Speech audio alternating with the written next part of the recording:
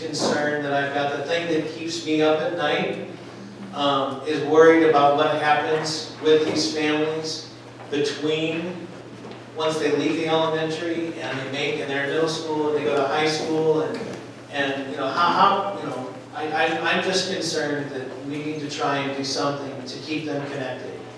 I can speak from the local perspective and say we've got a lot of organizations, there's a lot of good work that's going on. The challenge we have is a little bit unique to a large school district that has 33,000 plus students, and that these students, when they graduate once they finish elementary school, they're going to be dispersed somewhat across that district. We need to be able to stay connected, build relationships, make it possible so that these kids and their families are making good choices. They're getting connected with existing organizations that can help them better prepare for post-secondary options. I think it's in everybody's best interest to make sure that these families, these kids are ready for whatever that option is going to be. And so when I put on my hat as the director for Polk County Extension, I see it as an interesting and a challenging opportunity that we have to maybe make a program that is phenomenal in terms of its opportunity, but to make it more realistic for more of these families. I do have a private plug. At CFUM, we are rebooting our Reading Mentor program. That is going to be a commitment to come and read to an individual child that right now we have 2 different locations on a weekly basis. So if you know anybody who might be retired, or someone who wants to come and read, I know it's a jog from Ames now. I made it this morning, yay! But we are seriously on a big plug for reading mentors. People who can help in that reading sport. Because without that reading, this is a bigger challenge to think about that college life, okay? Another question? Or wait, Dionna, do you want to?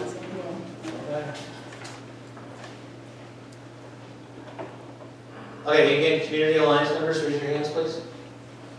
And again, I'm just encouraged when there's a break, if you want to hear more from the Alliance members about what's going on, please do connect with them. But I think we've got some great learning that's going to still occur yet today. So I'm thankful that you're all here. Thank you.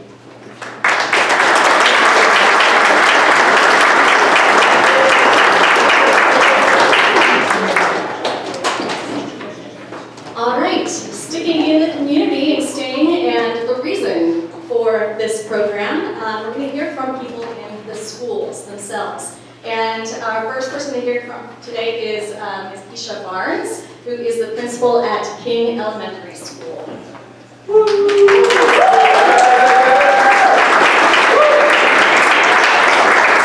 Thank you, everyone, and thank you for being here today.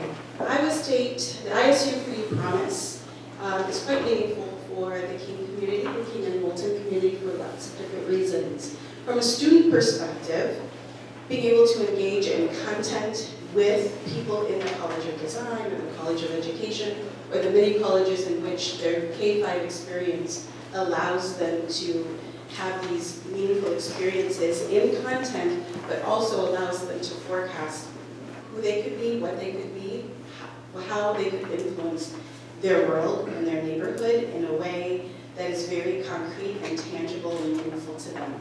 And that experience over multiple years is something that they will never forget, and also sets the stage for who they believe themselves to be and what they can do in their future. So I'm very appreciative of the experience, of the connection and partnership with Iowa State and the ISU for You Promise in particular, and what that means for our families and our neighborhood. So just very grateful to have this privilege to help facilitate.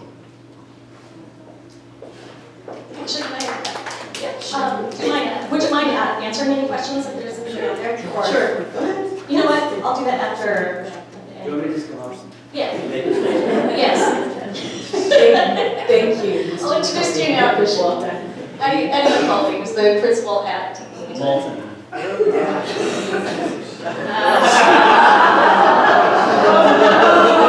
That's all right.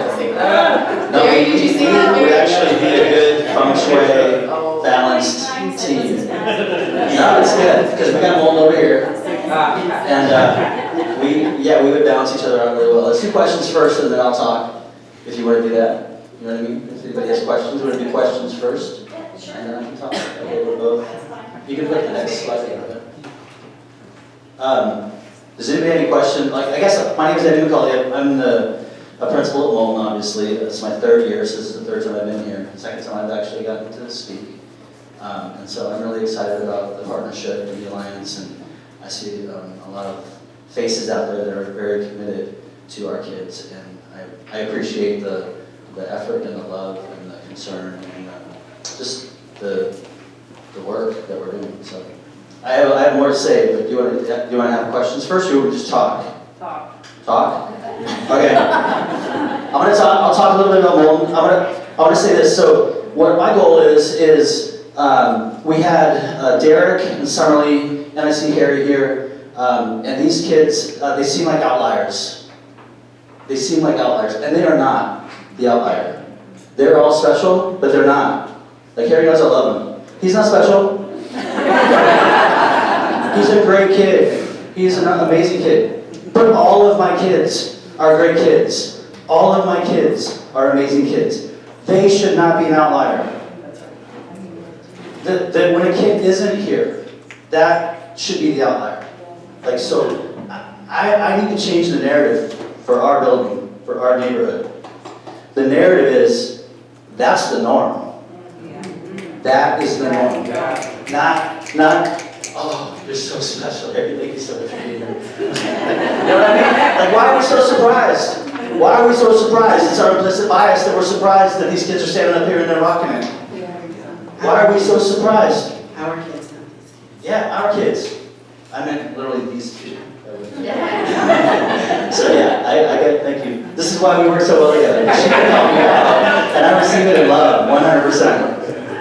So I'll just say real quick about Moulton. What my goal is Maslow's over Marzano's. In other words, hierarchy of needs over teaching and learning. I have to set up conditions for learning so kids can learn, so they have the cognitive ability to actually process the information so they can read. If we don't set those conditions for learning up right, we're not going to get where we need to get. And my goal isn't to create little capitalists either. Just to create little thinkers, like little problem solvers, right? That's our goal, is to make decent human beings that are self-actualized, right? Mature, that have an identity, right? And the identity comes from speaking truths over them. They're gifted, they're resilient, they're intelligent, they're tenacious, they're hairy, they're awesome, right? And we speak those truths into them, and because it's already there, they don't know it yet.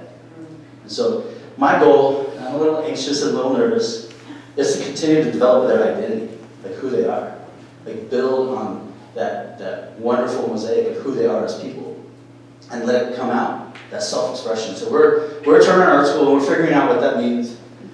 And so here, and we adopted a new mascot. We were the Moulton Tigers, and I hated that because that was Valley High School, and I was the vice principal. I was speaking my truth. I was the vice principal at North High School. 100% of my kids are going to go to North High School if they stay in their address. And so it made sense for us to be the little polar bears. We're the Moulton Cubs now. And I let the kids vote. It was either going to be the Cubs or the Narwhals, and I wanted the Narwhals. That's just cool. And the kids that had opinions picked Narwhals, and the kids that didn't have opinions picked Cubs, and a lot more kids didn't have opinions. So that's how it works. Y'all can call me out later. But that goes into our identity, building our vertical alignment, who you are. Like what is the expectation? Yeah, you're going to go through here and you're going to be successful. And when I mean that, I mean whole child successful, right? And then you're going to go to middle school and you're going to be successful, and you're going to go to high school and you're going to be successful. These are the expectations. It's not like an outlier. That's the norm. So that's my goal, is to create conditions for learning. And if the Alliance can look at one thing, there's one thing that we're missing. And I'm not calling anybody out, because I just don't think we're there yet. It's therapeutic services. Amen. We need therapeutic services in our schools. If we don't get our mental health issues addressed at a very early age, we're playing catch up constantly, just catch up all over the place. And anyway. I'd like to add to the Yeah. therapeutic services part that we as I'm a done. community, and I'm looking, yes, we as a community, as a city, as a state, and as a country, have that need. It is not unique to us in Grubb by any means. Oh, yeah, amen. Yes. No, amen to that. All right, I'm done. I could say a lot more. I'll say one last thing because I can't stop talking. Now for questions. No, wait, one more. We have a local artist coming in. He's in our building this week. Chris Vance is doing a mural with our building. And so he's actually in our art room today working with our kids. And so part of the project, and I didn't want to show you a picture because I do have like a mock-up that I had to sell to the district. But I didn't want to bring it because it kind of ruins the surprise later. But it's this artwork where he blends all these different strands and like this weave together. And if you've ever seen Chris Vance's artwork, it kind of is a little cartoony, but this is more, yeah. But within his artwork, with all these brands and waves and strands, are going to be all the students' artwork, and we're asking them to find out what their who they are, and to draw that, like their family, their self-portrait, like what's important to them, and so we're getting all kinds of cool artwork, and he's going to put that into the mural, and so it's going to be all this diversity and difference, and like branded together and all colorful. It's going to be huge in the front of our building. It's going to be like 30 to 40 feet tall. So part of that's like building up like this self-efficacy. Is like I'm proud of ourselves, proud of our community, proud of who we are, our identity, and it all works together in this cool little salad bar. Questions? Sorry. Give us a breakdown of the populations in your schools, like how many Sure. students, diversity, and then student-teacher ratio. Yeah. So I have about 330 students at my school at Keene Elementary. Our demographics are quite diverse. Many multiracial students, African American students as far as ethnic identity, lots of different ability levels and gifts. And what was your last question? Student ratio, teacher ratio. I don't know what the student-teacher ratios, but I know what our class sizes are, and they vary. So anywhere from 17 to 25. Same. We're 530 students. We have Yeah, 29 is, our fifth grade is our largest cohort. We're 4 sections of everything, and 1 preschool. And breakdown is 45% African American, which is also African and African American. I'd say a large percentage of the African American kids that we have are also refugees. And then 35% Latino, 10 to 12% Asian. We're only like 6% white. And then there's mixed, and yeah. So same ratio. We're from 29 to 17 kids in the class, depending on the grade level. Yes, sir. You just, like, the ball went off when you said something. I'm in Isla Leon. I work with a fair number of underrepresented students here on the ISU campus, and I try, and Katie hopefully backs me up, I try to get my students into Keene and Moulton, so your students can see themselves. But, and you just said something that I accept with the switch for. Do you get pushback from the community, parents, etc., when they perceive a white savior syndrome? No, because I'm white. Well, okay, maybe you. I'm just speaking the truth. I understand your answer. Yeah. And I respect your answer. Yeah. But you're right. Maybe your perspective doesn't allow for that. Yeah. But I grew up in kind of a rough neighborhood.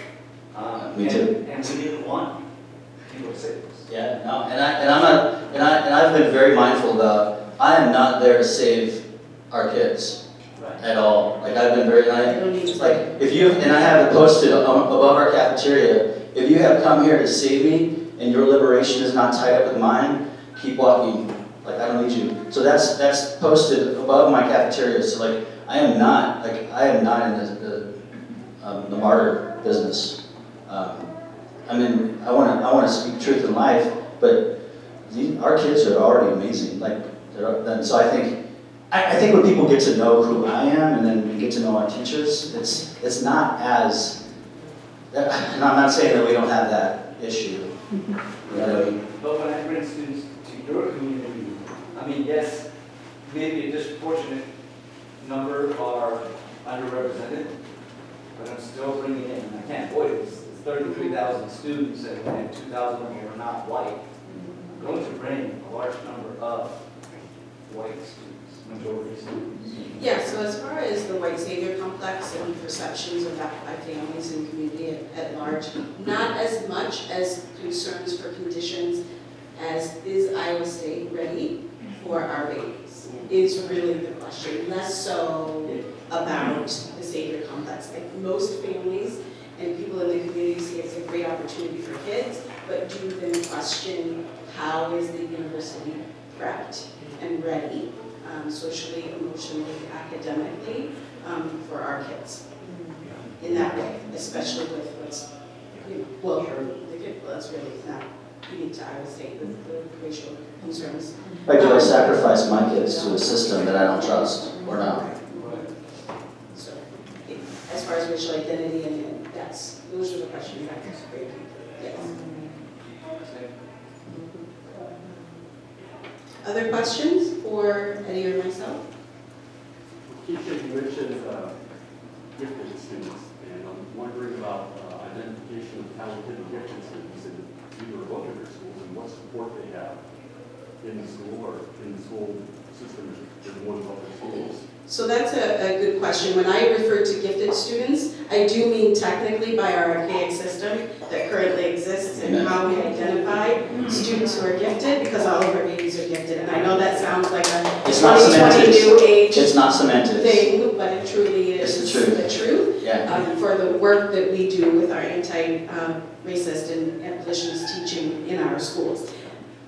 Aside, the system still exists, and it is what it is, and we work internally to help change that. But when I was referring to gifts, I meant all of the great things that families bring and the kids bring, of what they're able to do and excel in, whether it's recognized on a COGAT test or an ISAS or not. And I'll say this real quick, because I have strong opinions about gifted and talented. Because I was that kid that was always like 1 point away from being gifted and talented, which meant I was naughty. So I didn't get going. Though there are still naughty kids that do well in the COGAT and they get in the program and whatever. Until this is my opinion, not Kisha's, because we haven't really had a long conversation about this. Until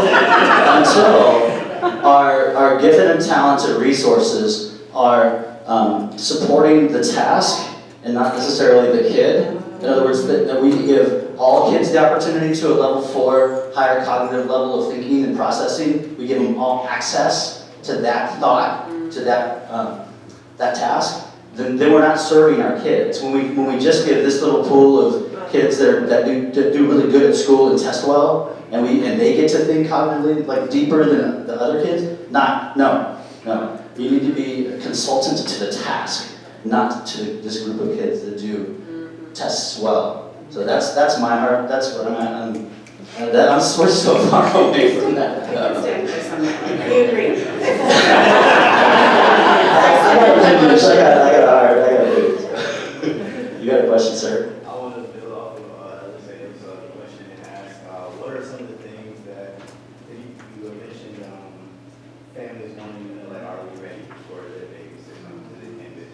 So I guess, so that you don't lose your credibility or your stance with the kids and the families, what are the things that we are doing that help you feel comfortable saying that, or what else can we do so that you feel confident representing this program in the South of the campus?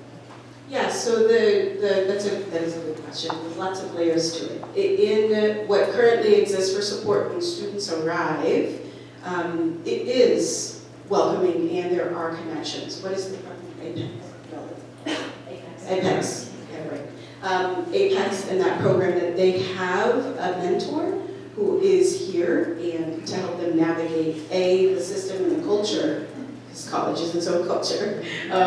The system and the culture of college, and that this is not unique. So this idea that I am brown or I am not white in a space that's almost all white is not a new experience for us as people of color. So it isn't unique necessarily to Iowa State, but I'm able to say that there is some connection that's very meaningful and embedded in what we do. Some of that definitely needs improvement, absolutely, and I think the other part of it that can be a struggle for students that I'm not as clear on is the academic piece as far as study habits, and that's true for all kids coming in from high school to their first year of university, My kid at not just King kids or Moulton kids or kids from a specific zip code. So that part, because that's part of your life is a time to be evolving in your identity, whether it's ethnic, racially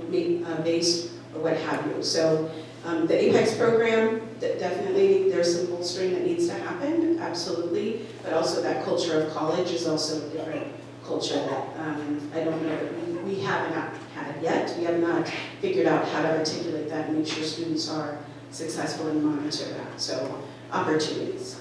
So. Other questions? This is actually a question for you. This is actually a question I probably should ask more in our committee meetings. But what, is there, how many students stay in the program or are staying? Have we lost any students, essentially, up here, once they've gotten here?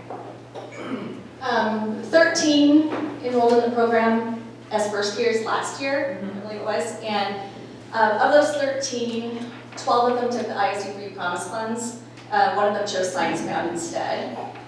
So by the end of the year, if we talk just the ISU Free Promise students, 12 of them finished, so 12 out of the 12.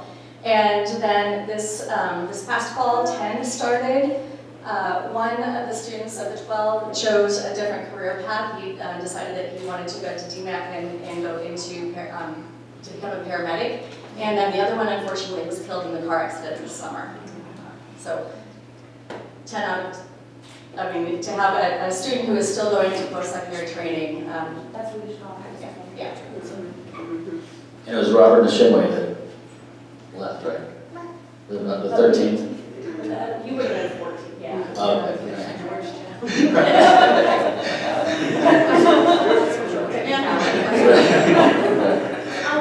So when I hear you talk, I hear a lot of trauma-informed care. Is that your personal perspective, or is that Yeah, maybe a lot of it. development, or does that also happening at King?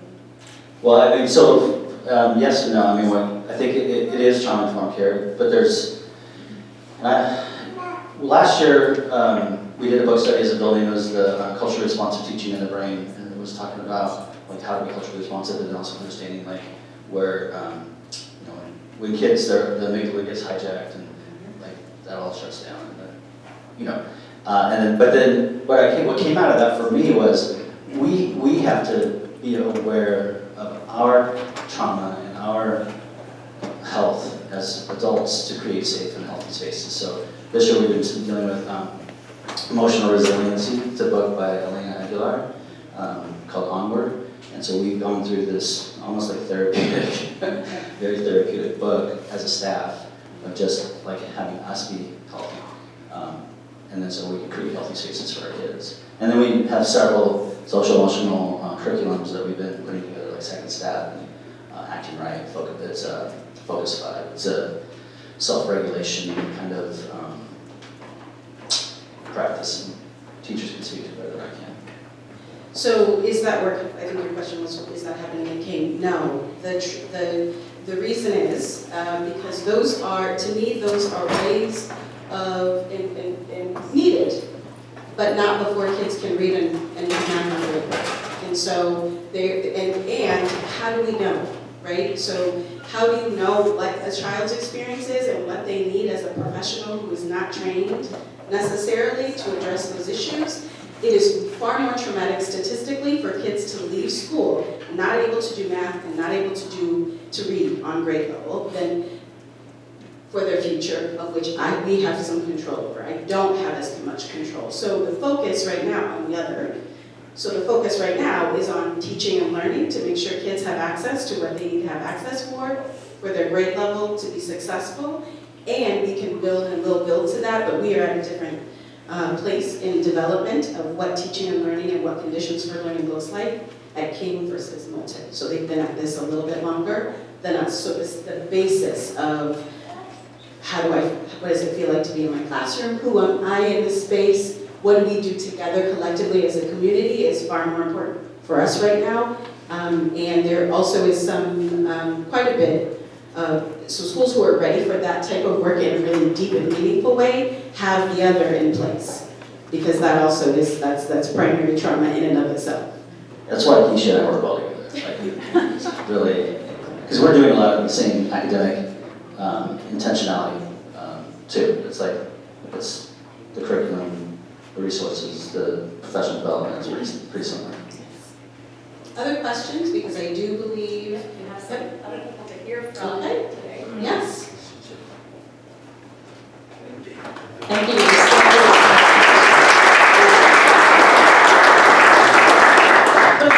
Before we have some really special guests here today too from the King and Moulton neighborhoods. Prior to that though, I would like to show just a little taste of King Elementary.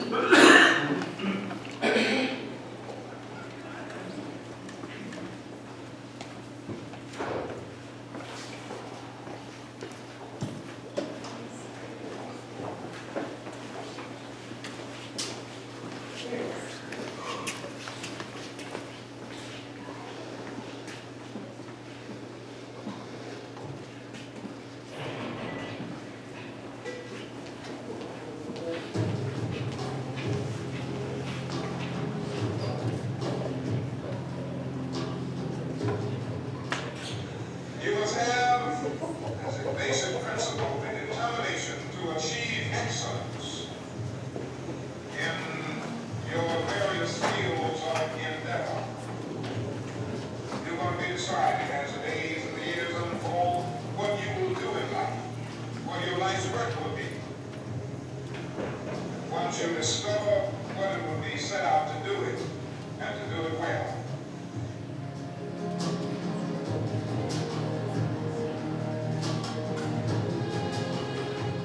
This is the most important and crucial period of your life for what you do now and what you decide now at this age. Be well determined which way your life shall go.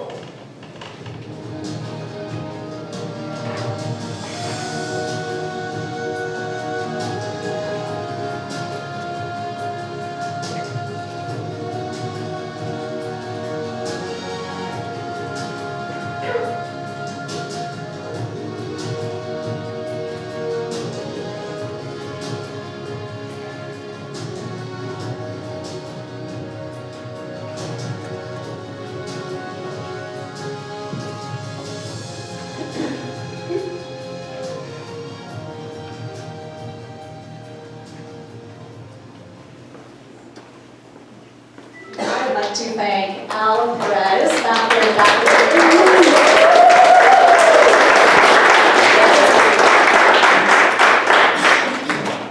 Al is the community site coordinator at King Elementary, and community site coordinators are kind of the liaison between community resources and community organizations, Iowa State included, and the school itself. So thank you, Al, for your work on that. Now we've got two special guests that we've invited here today, parents of students who are ISU Free Promise students. And so if I could please, I think I'll start Joshzetta, if you'll come on up here. I had the pleasure of meeting her not this past April, but the April before, on a field trip. The fifth graders come up to Ames on a field trip. I'm gonna let her tell her story. Well, I didn't know I was speaking in front of a lot of people today.